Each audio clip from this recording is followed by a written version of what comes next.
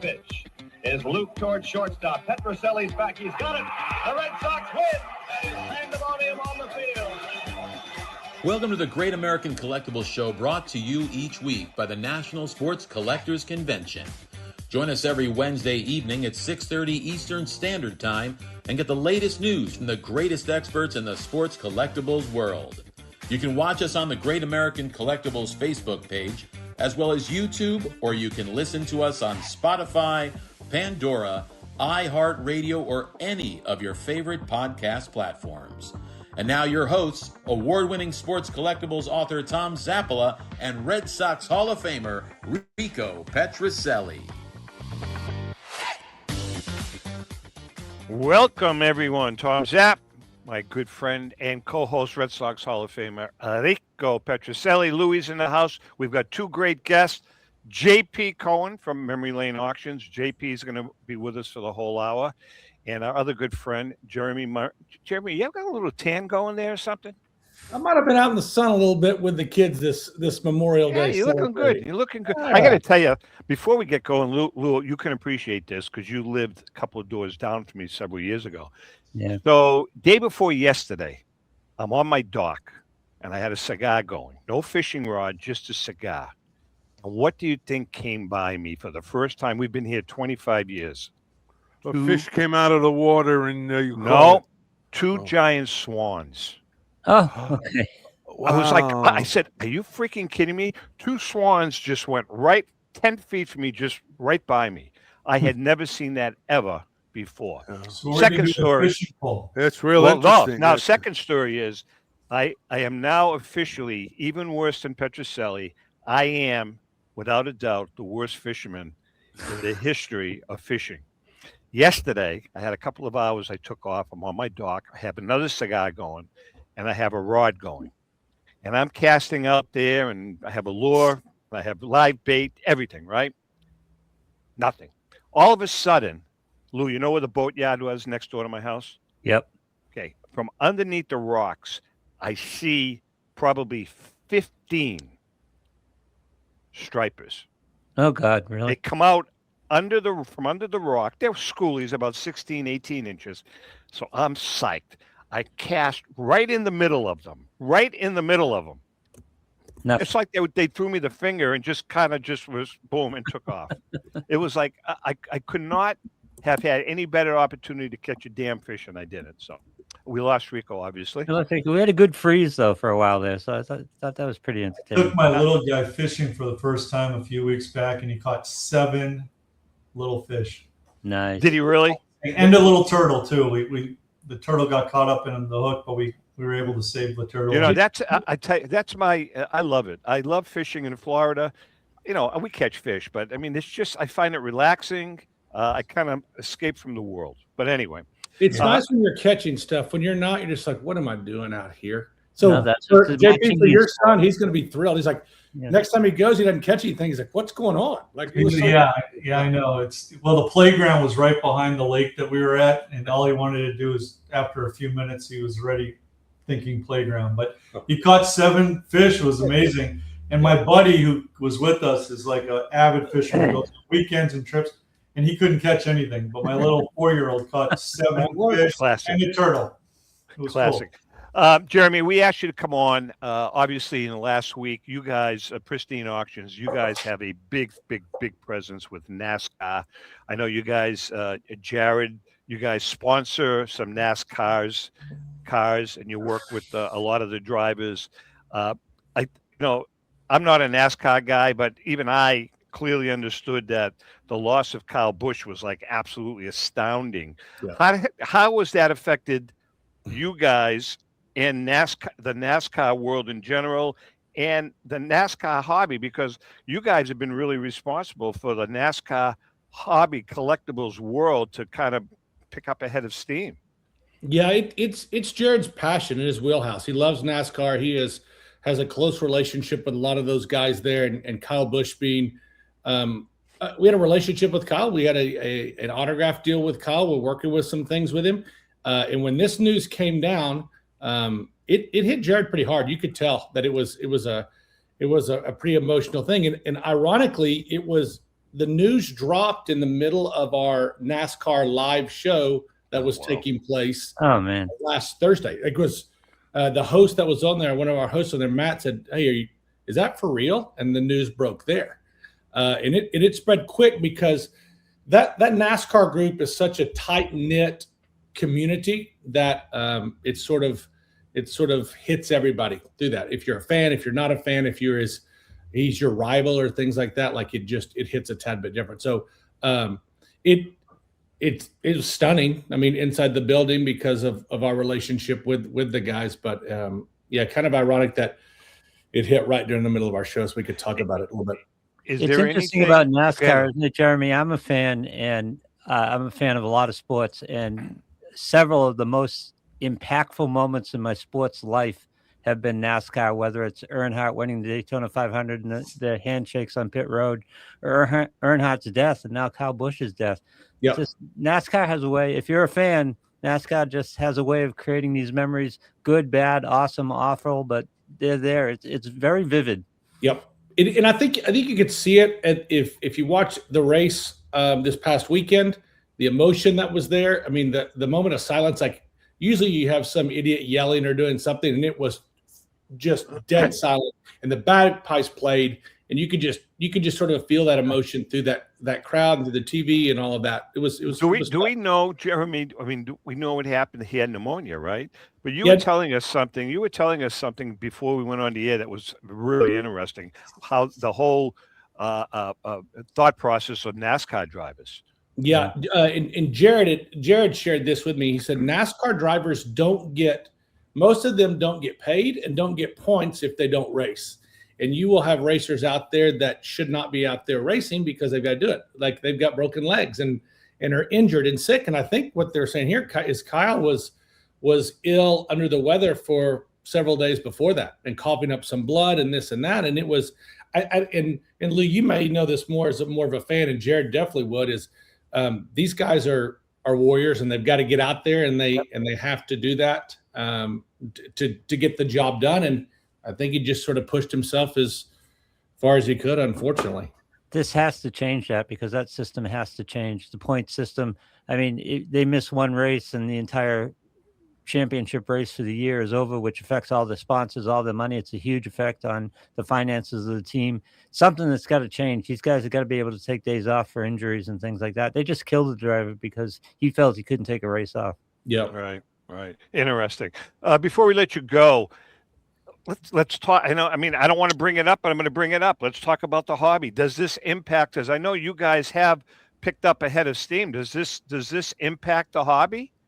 Yeah, it was, like I said, we're in the middle of our live show, and when that broke, and at that time we were selling all things NASCAR, autographed diecast and helmets and this and that. And obviously the first thing people start asking for is like, hey, do you have Kyle Busch stuff? And we do. We have Kyle Busch stuff for sale. And we said, hey, today's not the day to sell this stuff. It is. We're not going to take advantage of this. And Matt, our live host, did an amazing job saying, hey, it's not today, guys. Like, we need to let the family grieve. Let's figure out what happened and this and that. Well, what we've done in the meantime is for the past 8 days, Kyle Busch was number 8. So for the past 8 days, we have been selling Kyle Busch merchandise, signed items and things like that. And every bit of those proceeds are going to be donated to a Bundle of Joy fund that he and his wife set up there for those events. And so, yeah, prices have spiked. Prices have absolutely spiked. And we are not taking advantage of any of that. And I am so glad that we took the high road there. And when that auction was going on, and there are people in this industry that love to take advantage of things as quick as they possibly can. And it kind of shows what kind of person Jared is and Pristine Company is like, hey, it's not the time today. And when we do decide to sell that stuff, it's going to be the benefit of those that need it. Good for you, man. That's what so Bundle of Joy Fund is what all of the proceeds for the Kyle Busch items that we're selling over the next. It started on Saturday, I believe. Saturday we started selling, so 8 days. So it'll be through this week. So they can go right to pristineauctions.com, and there'll be a header that says a Kyle Busch auction. Good. Yep, right there at top. And then even if you go in there and you search and you find Kyle Busch items, anything that is there is going towards them. And it's unfortunate. We were excited to be working with Kyle, but we're going to make the best out of a horrible situation and help all that we can. Great. Good luck to you guys. Thanks for keeping us up to date. Best to Jared, and we'll talk to you down the road. Sounds good. See you guys soon. Care. Take care. Take care now. Jeromy Murray from Pristine Auctions. That's great. Wow. Rick, what happened? What happened, Rick? Yeah, I got hit by lightning. The house just crumbled and everything went out. You okay now? Yeah, I feel good now. Actually, it's helped me, give me more energy. Turn your phone on its side, Rico. Oh, no, please. You're going to ask him to do that, Lou. Yeah. Turn your phone on its side. Go ahead. All right, here we go. Here we go. There we go. There you go. Well, I'll be. Camera access allowed. Right. You're good. Don't touch anything. Get your hand away from the phone so we can see it. Okay, how about that? Yeah, but your thumb is in the way. Where? Right there. Your hand. You got to move your hand. I did. No, we can still see it. There you go. Okay. All right. Can we begin I'm now? all thumbs anyway. Go ahead. What? All right. JP, you see what we have to go through?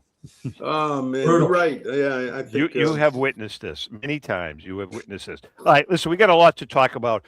First of all, man, this catalog, this freaking catalog is a killer. I went through it. The way you set this thing up, I mean, you have it broken down by category, highlights, vintage photos, the Roberto Clemente collection, autographed cards, Pokemon, unopened packs. It's awesome. Awesome. Thank you. And Mike, and you had a nice little gift in there for everyone, right? We did. Yeah. We came up with this. We're always coming up with cool promo things around here. And a new one we came up with was a highlighter for people to. Yeah, well, my granddaughter personally use. Yeah, my granddaughter, she was here on Sunday morning. She grabbed it. So that's disappeared. Gone. Anyway, it was great. Great auction. We're going to talk about the auction. We're going to talk about the book project. You've been a tremendous help to Ellen and I. Memory Lane has been just a great help, as has many of the other auction houses, obviously. But let's talk about some of the highlights. The first thing that stuck out was that Ruth ball signed for the kid. Now, you had that ball years ago, correct? Yeah. So been doing this so long that I always say that my big joke around here is if we do it right, we're never selling anything, we're leasing everything. So if we're good to our customers and we work hard, this stuff will be returned to us like a revolving door. And in the case of this baseball, it is come true. Actually, it came true twice. Sadly, a collector passed away that bought this ball in a prior auction, and the family reached out to us and asked us to sell it, which we are proud to do in this auction. When you look at the catalog, you see, wow, this real shellac, dark-looking Babe Ruth signed ball. What's it doing on Memory Lane's front catalog? Well, it's one of the coolest stories of a Babe Ruth ball that I've come across. And I collect a lot of Babe Ruth stuff. And, it's got to be almost 15 years ago when we first saw this ball. It was brought to us by a dealer. And I don't know if I could share a little of the information. The dealer got a phone call from this family and of this boy, and we'll call him James because that's his name. Little James at 7 years old back in 1929, his dad worked for Kodak, and his dad said, wanted to take little James to a Yankee game. So they went to Yankee Stadium, and part of the day was to test out one of the prototype cameras that Kodak came up with, video cameras.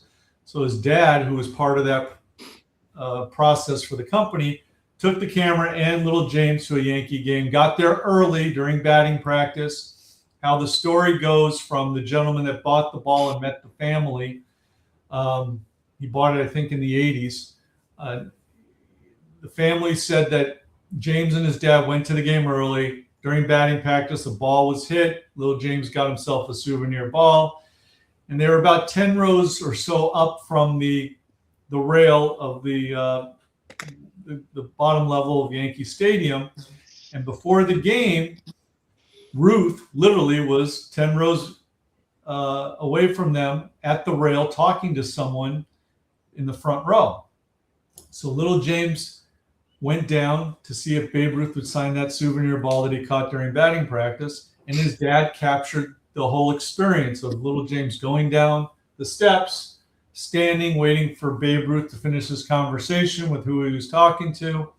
Even Leo DeRocher's in the background, which is kind of cool, swinging a bat or throwing a ball. And within, I don't know, call it 10 seconds, Ruth turns to little James, grabs the ball, signs it.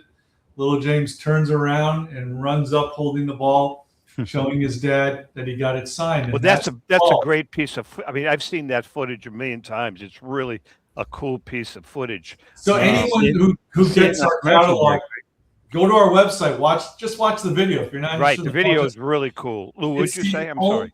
Yeah, it's the video in our commercial break. So. Oh, that's right. That's right. The video is in our commercial break. Yeah. That's right. We when we did that video, Dan supplied that to us. So that is in the Memory Lane commercial. Yeah, it's something to see, and it's just so special because it's the only known video of Ruth signing a baseball. We see lots of pictures of Ruth, with a lot of kids around him signing baseballs and stuff, but an actual video showing Ruth doing the autograph and the little boy running up. It's just a spectacular piece. Very fun, good conversation. But we're real happy to be able to auction it again. I'm sure it'll do real well, and the next custodian of this collectible will enjoy having it once our auction's over. If I was going to ask you if in those days there was a collectible industry, you think Ruth would have signed that many balls? I'm sure he would, with him and, Christy Walsh, his agent, outside of baseball that was always promoting him to make money. Yeah. I'm sure they would have had signings if they knew that. Think of the deals, Rico, right? Think of the deals he would have made. Well, Rico brings up the other side of the equation. I've always wondered about it. With Shohei Ohtani around now, the greatest player in the history of the game. I know everyone gets mad at me when I say that, but he is. Stop it. He is. But at this point in the industry, why aren't the players taking command of their own items and producing their own items? Or does Major League Baseball have a governor on those items? Because Shohei Ohtani could just sign balls and bats and just be done with it at this point. Yeah. Yeah, they're not able to.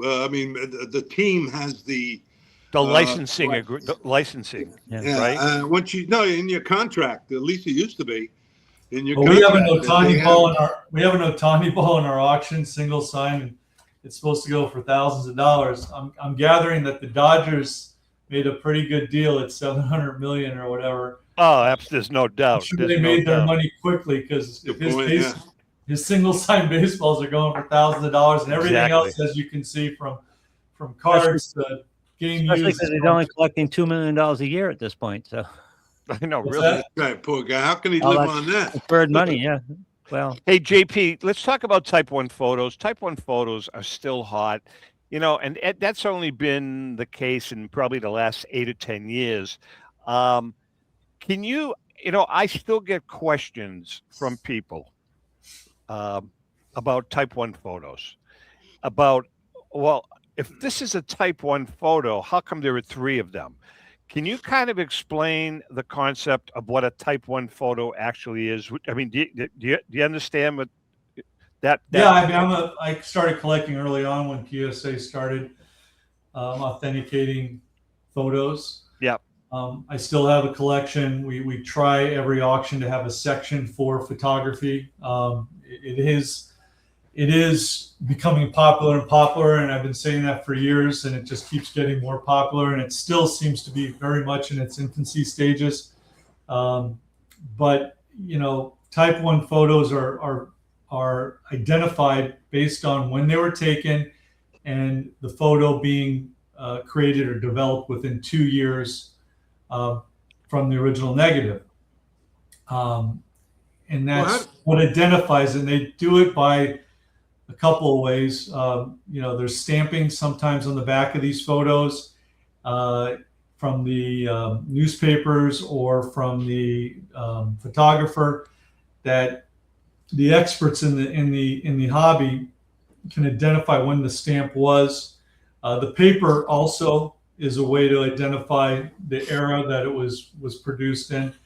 But when there's multiple copies, usually what happened was there was these archives or people that produce these photos, like Underwood and Underwood, or even the photographers Conlon or Thompson, and they would distribute these photos to newspapers or anyone that was either on a membership or subscription or requested these photos. And they would have files of these photos. And if you'd call up, you'd be, the LA Times, I need a photo of Babe Ruth from that game or whatever.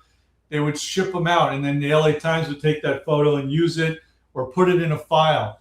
And what happened was over the years, especially in the 70s and 80s, a lot of these newspaper companies either sold their archives or went out of business, and these photos got distributed. And that's why there's multiple copies. Or maybe the Conlon estate had a whole stack of 4 or 5 of them, or like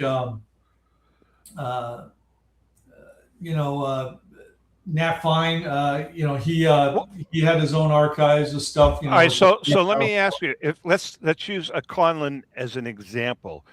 Charles Conlon takes a photo. It's a Type 1, but it's really one. They get it developed, and it's one of one.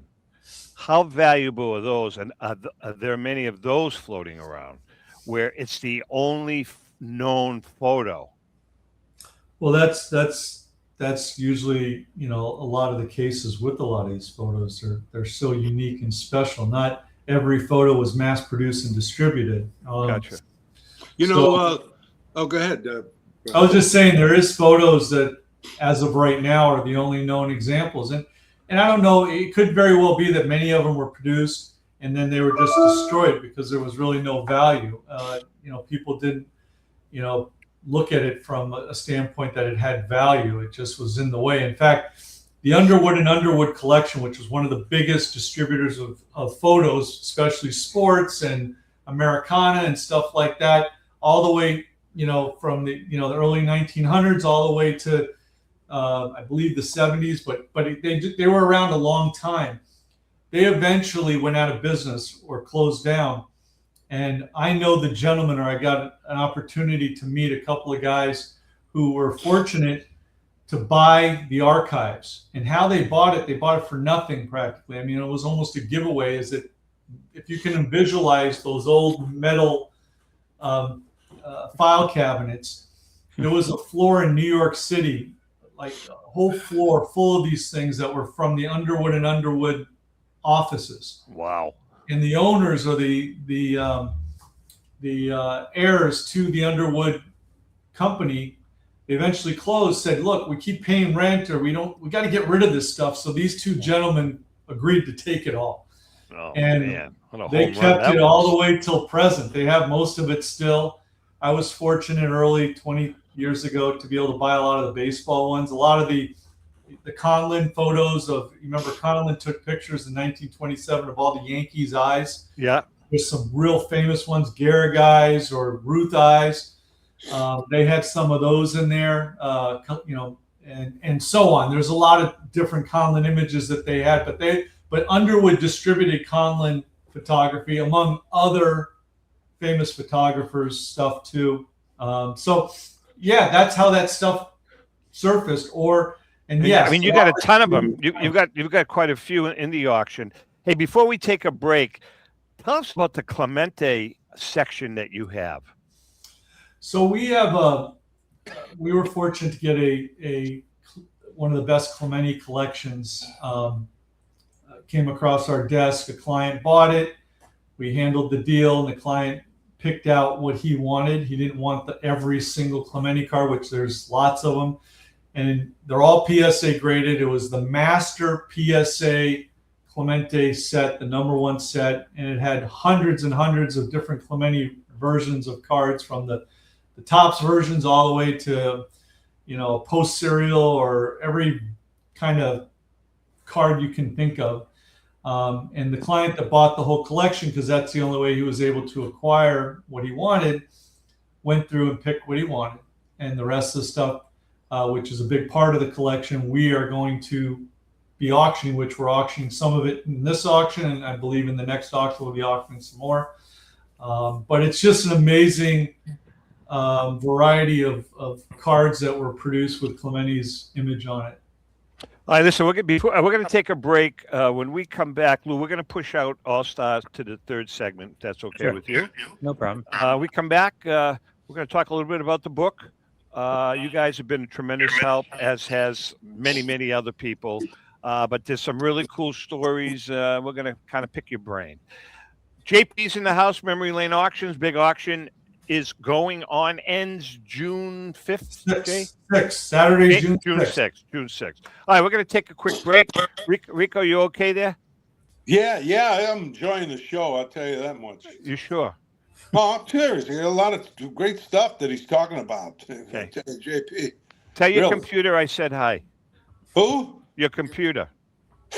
Dead. It's smoking now. We're going to take a quick break. We'll be right back. Bye.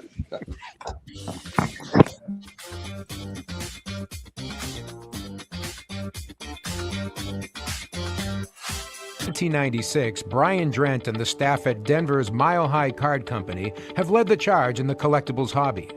Mile High is a full-service dealer specializing in buying and selling cards and offers a competitive consignment program for all collectors. Whether it be their computerized want list service, appraisals, or auction services, Mile High has it all. If you've been searching for a company with a selection of high-grade vintage 1888 to 1970 baseball cards and memorabilia that shares your passion, aim high, Mile High. Go to milehighcardco.com or call 303-840-2784 for more information. This is Brian Drent, president of Mile High Card Company. Is your sports card and memorabilia collection properly insured? For easily replaced personal property, homeowners insurance is all most people need. But for prized possessions that you may have spent a lifetime collecting, it doesn't go nearly far enough. Collectibles Insurance Services has been insuring for over 50 years. They offer a full range of protection and a $0 deductible at an affordable rate with no appraisals required. I know because they insure my collection. If you have a minute, go to collectinsure.com and learn more about insuring your personal card or memorabilia collection. Hi, this is Dan from Memory Lane Auctions, here to remind you that the renowned Memory Lane Collectibles Company has served as a beacon of light to the collecting community for the past several decades. Indeed, folks, it has been our utmost privilege and pleasure to provide the most enthusiastic collectors with an abundance of the finest sports cards and memorabilia for America's most coveted sports personalities via our world-class auctions. Whether you choose either a private sale transaction or the auction route, Memory Lane cordially invites you to reach out to us to maximize the value of your prized possessions. Also, it is not just sales that we pride ourselves on being the best of the rest, because if you are seeking a particular keepsake for your esteemed gathering, we will be relentless in our quest to find that special piece to fulfill your collecting dreams. So no time to wait. Reach out to us today for the purposes of capitalizing on our unparalleled marketing capabilities. Simply pick up the phone and dial 877-606-5263. That's 877-606-LANE, or find us on the World Wide Web at www.memorylaneinc.com. Now is the time for your valued consignment to ultimately become another one of Memory Lane's record-setting prices. How would you like to own the bat that was used by your favorite player when he hit that towering home run or game-winning base hit? Now look no further than JT Sports, specializing in the sale and authentication of professional game-used bats. As the official authenticators of professional model game-used bats for PSA DNA, JT Sports will guarantee the authenticity of any bat purchased from them. JT Sports also buys and sells game-worn uniforms, gloves, and baseball equipment. The unique quality of the collectible is what JT Sports is all about. Give them a call at 609-487-8003 or check them out at GameUseBats.com.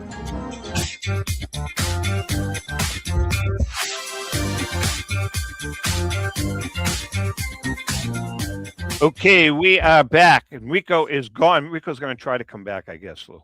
We're going to give it a shot. We're going to give it a shot. Oh, Rico is here. All right, so we've talked about this. We started talking about the book last week. Rico's gone. I'm dead. No, you're good, Rick. We got you. We got you. I know it. Name of the book is Legendary Finds and Sports Collecting Treasures. We're really excited about the project. We have been working on it since probably last fall. And we have reached out to many private collectors, many of the auction houses. We've gotten some great stories about some of the greatest finds in the history of the hobby. And as I mentioned last week, we've broken it down to several different categories. Legendary finds, the first section, is of course the section on the greatest finds in the history of the hobby. We know the Rosen find, the Lucky 7 find, the Black Swamp find. There's a bunch of them. And then the second section, we're calling it Epic Treasures. And these aren't necessarily finds, but they're iconic pieces that really shape the landscape of the hobby. Yeah. Go ahead, Rick. Were you going to say No, something? no. I was going to say of the industry. Yeah. Yeah. Absolutely. But a couple of examples, and I asked JP without giving away the ranch, to touch upon just kind of a couple of the different stories or the backstories, because this is all about the backstories to the find or whatever. Tell us about, for instance, do you remember the story about the Northeast player find? Yeah, we were fortunate to. And this is a find, by the way. This is a legit find. It was an unbelievable find, and basically, it's kind of similar to a lot of the finds that we've been privileged to be part of over the years, where someone stumbled across it, either cleaning out an old basement or a building, and in this case, this find was a document find. And in the 80s, this gentleman that consigned it to us, and it was for one of our auctions, was redoing an old building in New York, and the owner of the building asked him to basically redo a whole floor, and he got to a room, a closet type room, and it was just full of boxes, basically storage boxes, document boxes. So he called the owner and says, "Look, what do you want me to do with this stuff? This stuff's really old, but it's in here and it's in my way. If you want me to remodel, I got to get rid of this stuff." And the owner says, "Throw it away." So that construction gentleman started flipping through the boxes, and he saw it had baseball content in it. So he said, "You know what? I love, he's a big fan of baseball. He goes, I'll just take it home with me and put it in my garage and kind of go through it when I have time." So he did that, and years went by, and finally got around to, maybe 20 years went by, and got around to looking at it, and he started to realize it was pretty important documents that basically shaped baseball in the late 1800s. And it had to do with the player league, which was formed by players that were sick of the owners. They wanted to start their own league, and that league lasted for a few years, and a lot of the documents were signed by some of those early Hall of Fame players that jumped ship to start this league. And a lot of these autographs are extremely rare. I mean, to the point where they might be the only known autographs because of this find. Now, again, without going too further deep into it, there's a great backstory to this whole find, and that's some of the things that we want to talk about. JP, there is another one. Again, I don't know how without giving away the ranch here. There's a story about Lou Gehrig, and Can you give it just a thumbnail, the check story, and with a thumbnail version of it? Is it possible? I could try. During that period in the late 30s, early 40s, was an emotional time for the Yankees, for baseball. Lou Gehrig was ill. Nobody really knew what was going on with them. And during that period of time in the world, if you had money or you were trying to find out what was wrong with you, a lot of people would journey out to Minnesota to the Mayo Clinic to be looked at, to try to figure out what's wrong with them, to be treated. So the Mayo Clinic was the place people from all over the world would come to because the best doctors, researchers were there. So Lou Gehrig, when he was ill and they were trying to figure out what was wrong with him, went to the Mayo Clinic, and people had to stay on close by to the Mayo Clinic, either in the hospital at the Mayo Clinic or at a hotel to be treated. And there was a hotel on the property or next to the Mayo Clinic where Lou Gehrig actually stayed while they were trying to determine what was wrong with him. And one of the pieces that are in this book that Memory Lane is shared with Tom to put in the book is a document that was signed by Lou Gehrig, and it pertains to his time at the Mayo Clinic, and the date on it falls right in the period or within days of being diagnosed.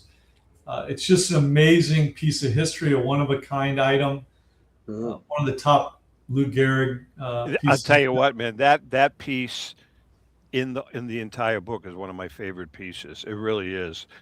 It brings things to life. It brings it brings everything about what was going on at the time for Lou Gehrig.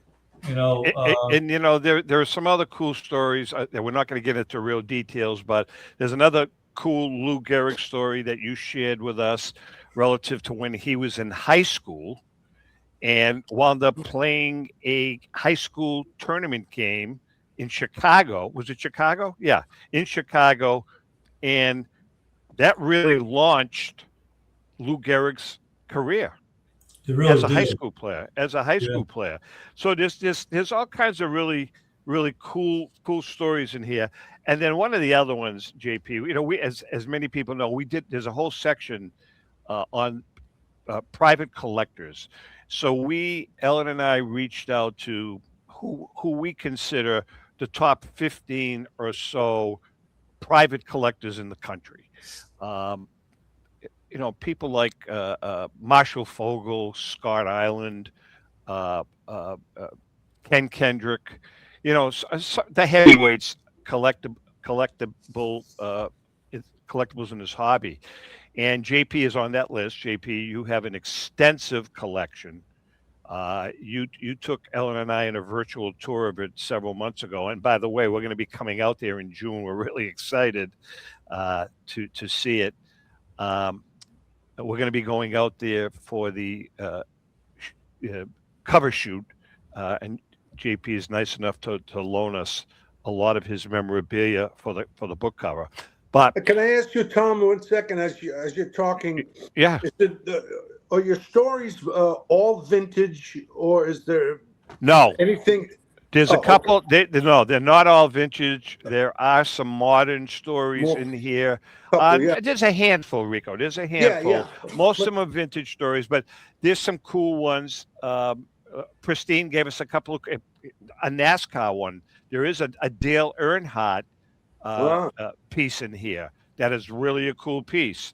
Nice. And then there's some really cool ultra modern cards, Michael Jordan and Kobe stuff in here. But getting back to the private collections, JP, you're included in that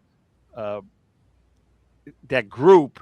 And Rico, I don't know if you remember, but every time we go to the National at the Memory Lane booth, is that there's a life-size figure, and he's got the only complete uniform worn by Lou Gehrig. I mean, that's a great piece. You have everything from the socks to the hat to the shirt, correct?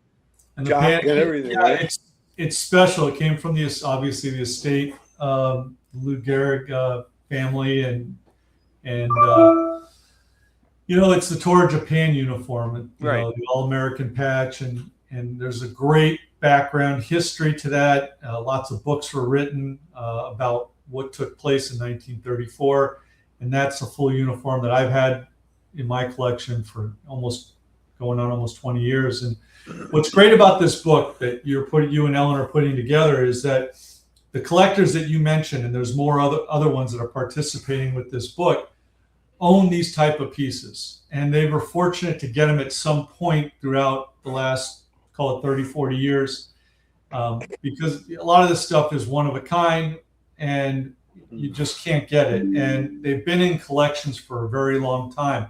And all the people that you mentioned and all the people that you've told me that are participating in this book love sharing. Okay, that's part of being, good collectors or dealers, is to bring stuff to shows. When people come to Memory Lane, we always show them a lot of great fun stuff.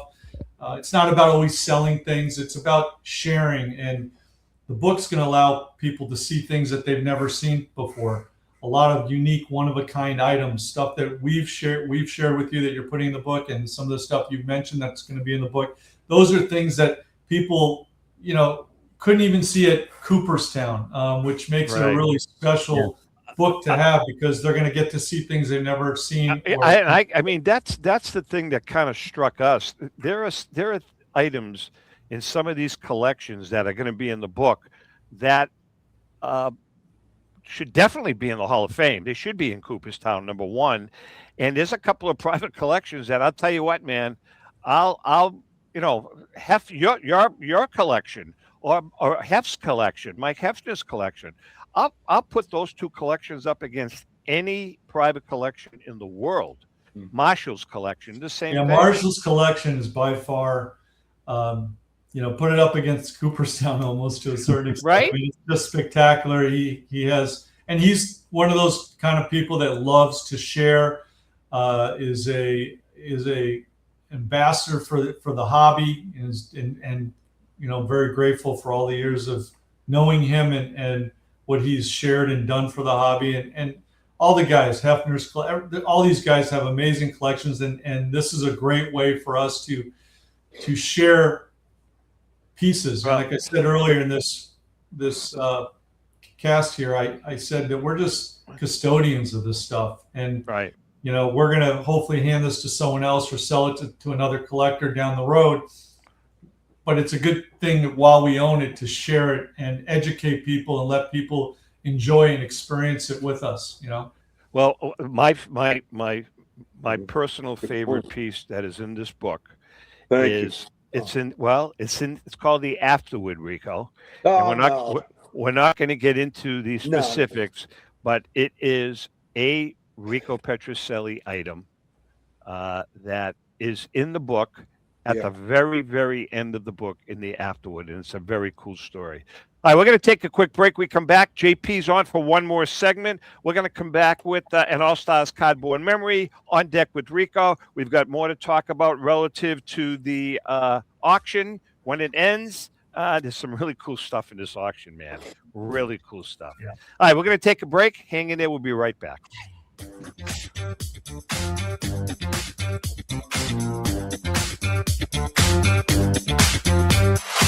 It's a family-owned and operated online auction specializing in autographed memorabilia, sports cards, coins, art, and collectibles. Since their founding in 2010, they've grown to 2 facilities in Phoenix, Arizona, totaling over 60,000 square feet. Jared Cavalier and an incredible staff of over 150 team members serve a very large customer base and enjoy every minute of it.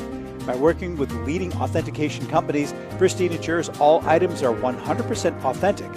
In addition, third-party authenticators regularly travel to Pristine Auction to provide authentication services on site. Pristine Auction strives to operate its business in a way that's honoring to God, their families, and their customers. With a strong focus on speed, quality, and premier customer service, their mission is to be the leading online auction for every level of collector and fan. Pristine also works for Hope Sports and Identity Hoops International, traveling to Mexico to build houses for the less fortunate. Pristine Auction offers several online auction formats with thousands of auctions ending each day. For more information, go to pristineauction.com. That's Pristine Auction, the best in the business.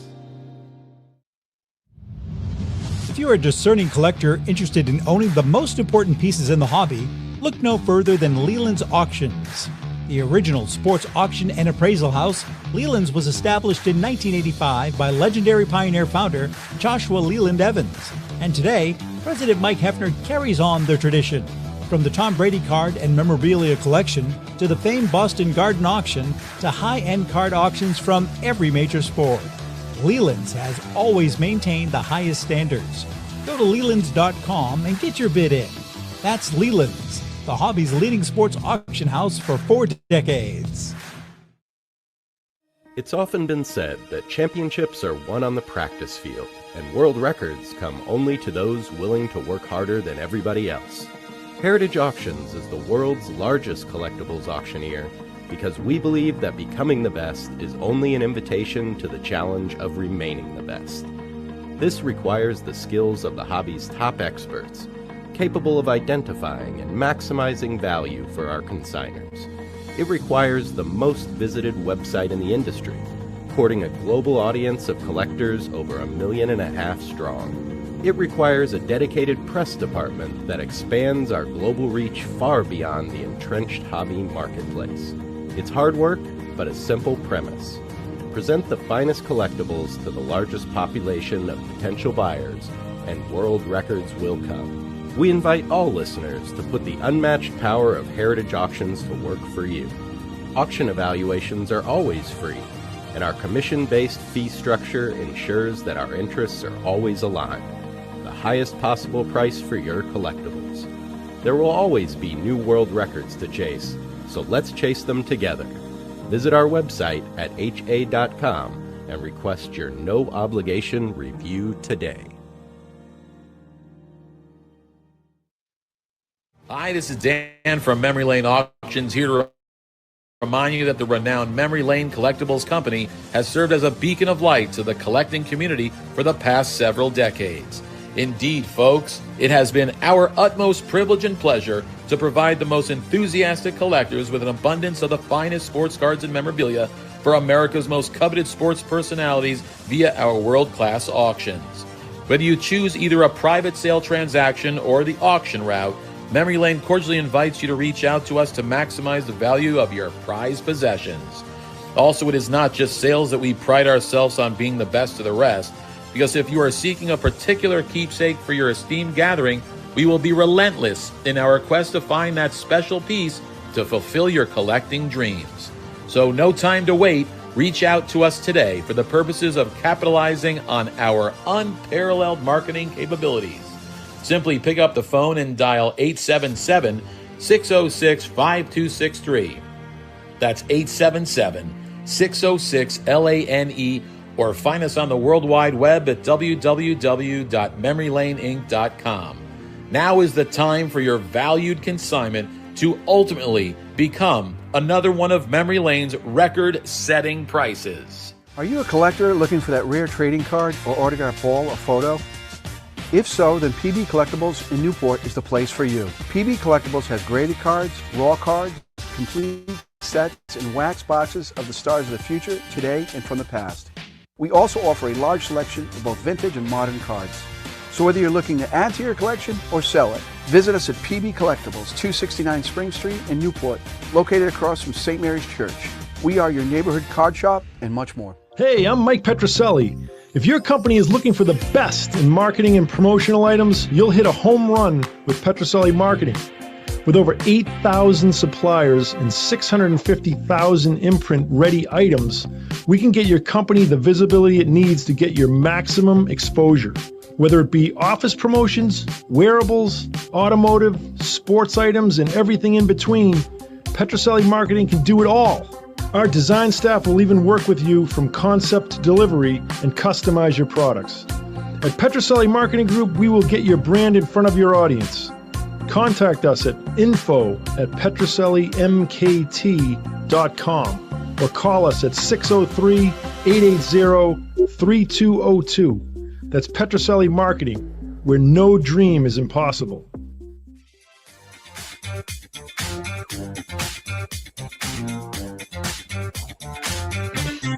Okay, we are back, and JP's in the house. Rico, are you back up and running? What happened? Can you hear us? I guess he can't hear us now. I guess he can't hear us, Lou. You can hear us, can't you, Rico? Can you hear us? Mike, the mic. He can't hear us. Then why don't you let him go away until he can come back? That's what we're going to have to do. Okay. All right. Read lips. We can hear you. You can't hear us.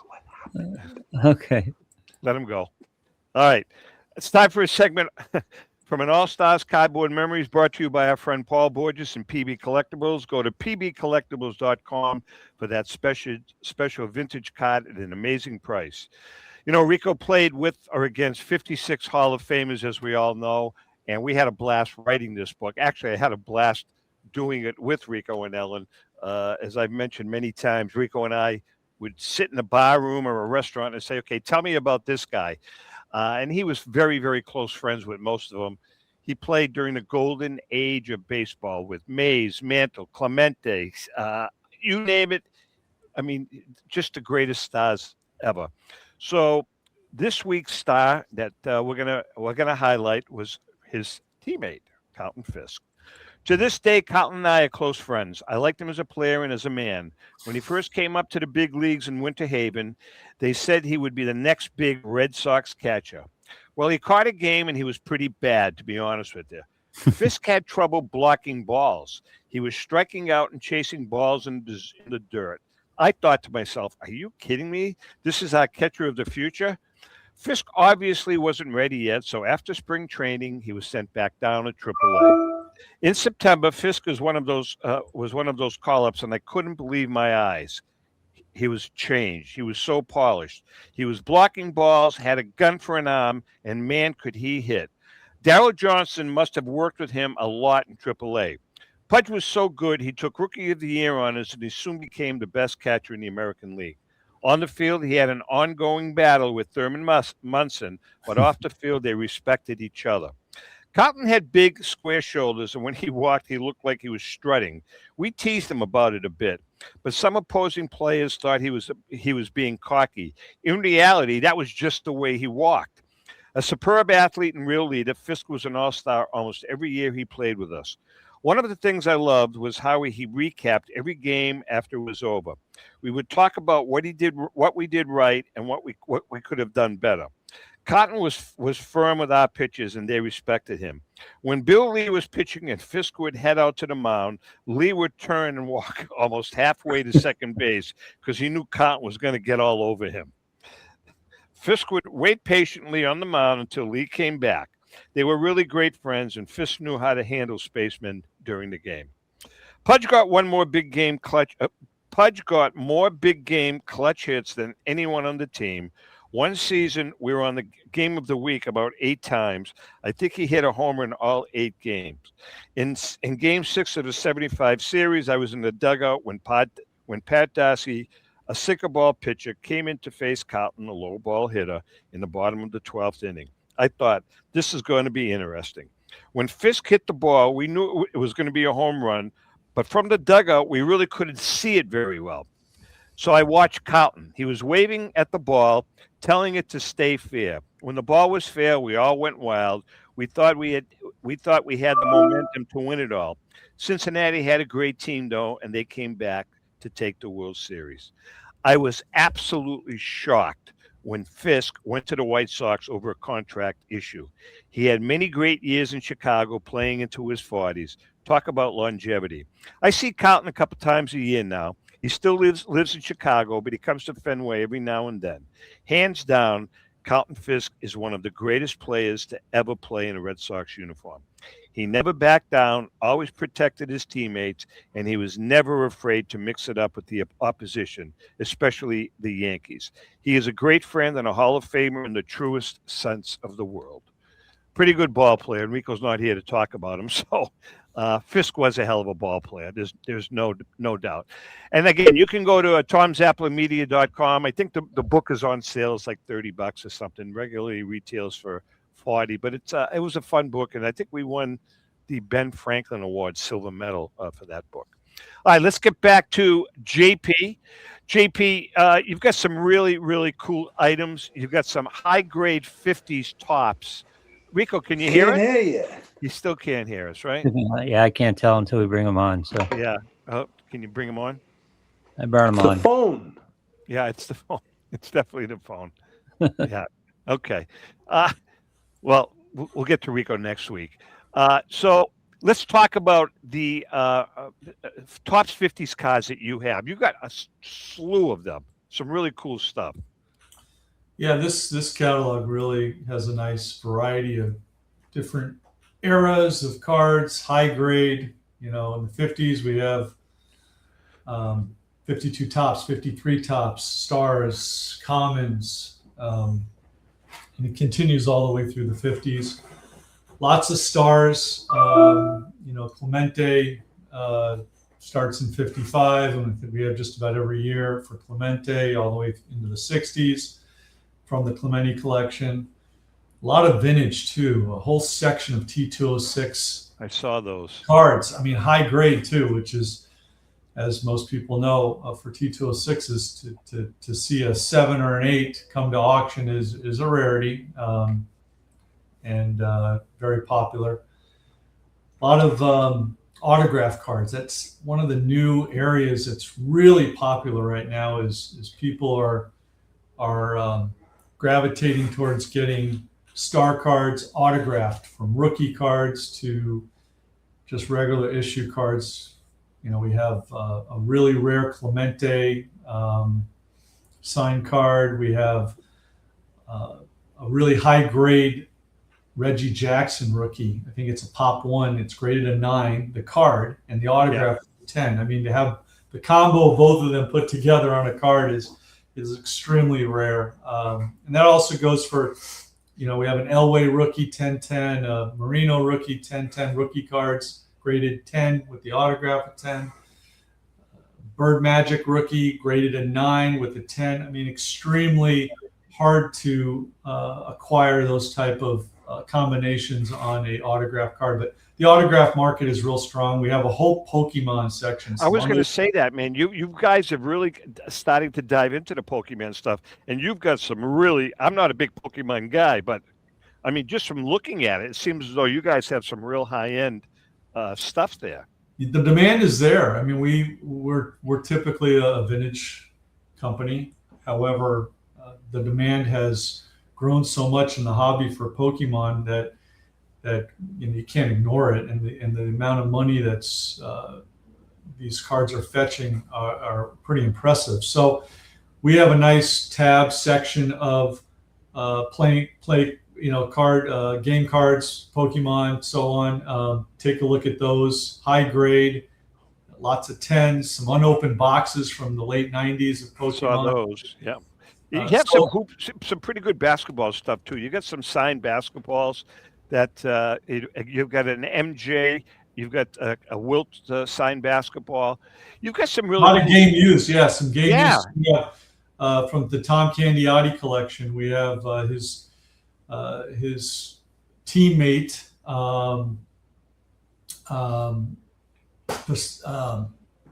Spacing out right now, but if you go into our memorabilia section, it's specifically or the highlights section, because we have lots of game used stuff. Back to Tom Candiotti, Piazza, his catcher, all his equipment, his glove that he used to specifically catch the knuckleballer's balls. Candiotti. So Candiotti kept this stuff all these years. And has he liquidated his collection, or does he still collect, JP? He has a lot of the stuff, the game used stuff of other players, he used to trade. It was a common practice. He'd give a jersey, they'd give him stuff, and he's kept all that stuff. It meant a lot to him, but he's downsizing now that he's getting older. And, originally we met him 30 years ago. He was a big card collector. Right. And he collected some of the best known cards in the hobby. At one time he had the 52 Mantle Tops and a 10. But Tom's a great guy. He's still active in baseball. And lately he's trying to thin out some of the stuff in his house. And we're fortunate to be able to help him with some really cool game used memorabilia. So we have some of that in our auction, as well as a lot of high grade cards, some modern cards. We have, some rookie 10s of different players from the modern era. So yeah, just check it out. We got an amazing Ohtani card that's in our auction since he's the hot player right now. Just a nice variety. I mean, this is one of those catalogs that that we really feel it has something for everybody. JP, I wanted to ask you about, we talked about this last week, recently in the news, and I think it's a good thing.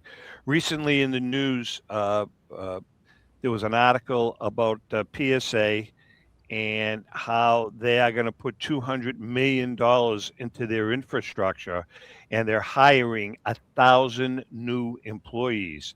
That's unbelievable. What is that going to do for the hobby? Is it going to help the grading, the third-party grading? Because I know there's been some issues with third-party grading, but the fact that they're bringing in 1,000 people they're going to be hiring, how is that going to affect the hobby? Well, I think it's going to help to keep people interested. One of the challenges, I'm sure, for PSA and just talking to the people over there is the turnaround. Collecting is very gratifying for a collector. If you're a true collector, you want to have your cards graded and you want to get them back, in a quick time frame. And with the Pokemon burst, a majority of what PSA is authenticating now is Pokemon. So there's a huge demand and need for grading and authentication. So I'm sure their infrastructure has to be improved on to be able to facilitate all the submissions.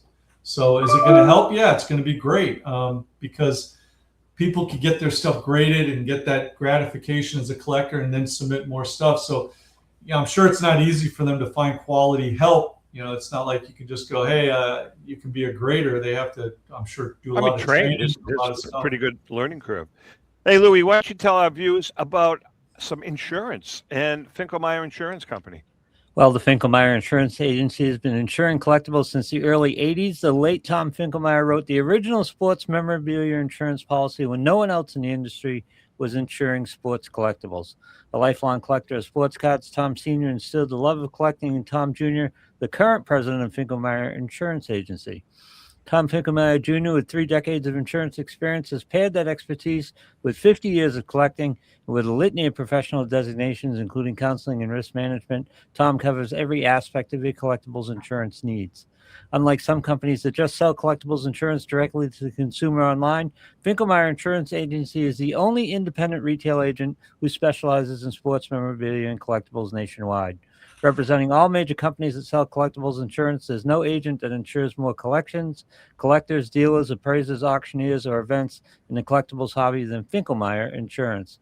Our good friend and hobby legend John Tovey of JT Sports has been using Finkelmeyer Insurance for over 20 years. If you're interested, go to the website, thefia.com. That's Finkelmeyer Insurance, where collecting is our passion. And I want to talk about our good friend, Charlie Perino. Charlie's a piece of work, man. We spent some time with him in Florida. If you want to have an absolute blast at obtaining some great modern and vintage cards, you got to check out JRI Cards. Our good friend and paisan, Charlie the Iron Ripper Perino, along with Money Marco, the Dollar Girls, and the JRI gang, give you the chance to participate in opening a graded, unopened, and sealed fresh wax or cello pack of your favorite sport or non-sport favorite. It's easy. You buy in, Charlie opens the pack, and you get a pack fresh card. It's that simple. As a matter of fact, if you pull that special jewel, the guys at JRI Cards will even have it graded for you in the house. Featured in the LA Times, ESPN, and USA Radio, JRI is the hottest card-pulling show on the internet. Charlie and his staff make it fun, entertaining, and enjoyable with this collection of hats, sound effects, and all the other stuff. And don't forget that JRI donates a part of their proceeds to various charities. That's JRI Cards. Check out their exclusive breaks and events that everyone is talking about. They're always digging up cardboard treasures. For a great hobby experience, go to jri.com. So, JP, we're going to be coming out there in June. Looking forward to it. We're going to. Yeah, Chrissy Good, our photographer, is going to be meeting us out there, and it's going to be great. Ellen is already envisioning kind of what she wants the cover to look like. I don't get involved in that part of it. All I do is, while they're doing the shoot, what I'm going to be doing is walking around your vault, looking at all your cool stuff. So that's my game plan. So when does the auction end? So the auction is live now. Bidding started last week, and it ends on June 6th, which is a Saturday. So we have a little less than 2 weeks, actually coming on almost a week left, and a lot of great stuff. If you go to our website, or if you're not registered, register. We'll send you a catalog. At the very least, check out some of the cool things like that baseball. Watch that video. It's really just fun. We just watched that during the commercial break here. It was very cool. Yeah. We're going to be at broadcasting like we do every year. We're going to be broadcasting for the National on Friday of the National from 1 to 3. JP typically is too busy to join us, but Dan always comes on board. Dan and Joe Tomasulo and Derek and Joe Orlando. But we're going to try to get you on. And you know who's going to be guest? You know who's guest hosting with me this year for the 2 hours? Gordy Bonkers. Hey. Yeah, Gordy's going to be he's going to be co-hosting the show with me. Looking forward to it. He's a good kid, vintage guy. We've spoken a couple of times, and I'm looking forward to working with him. JP, with that being said, I can't thank you enough for the help that you've given us. I mean, just a lot of little background stuff, and I'm going to shout out to you. Shout out to also Chris Ivy at Heritage, because these guys have helped us, Louis, with images that we couldn't get. I mean, everything always seems to trickle down to Heritage or to Memory Lane or to PSA. So if we're writing a story about a particular find, we couldn't find an image. At some point in time, that item was either in a Memory Lane auction or a Heritage auction. So we went back to them and say, guys, can you help us out? And you guys that's phenomenal. Happy to help. I mean, this is all fun for us to share and support what you're doing. I think what you guys do is amazing, and excited that you guys are coming out here and we can share more stuff with the hobby. And that's the driving factor. I love it. And that night, dinner is on us, or lunch, whatever we do. It's on our company. With that being said, JP, say hi to Dan and to our viewers and listeners. Lou, great job today. Rico, I don't know where the hell you are, but we'll talk to you later. With that being said, happy collecting.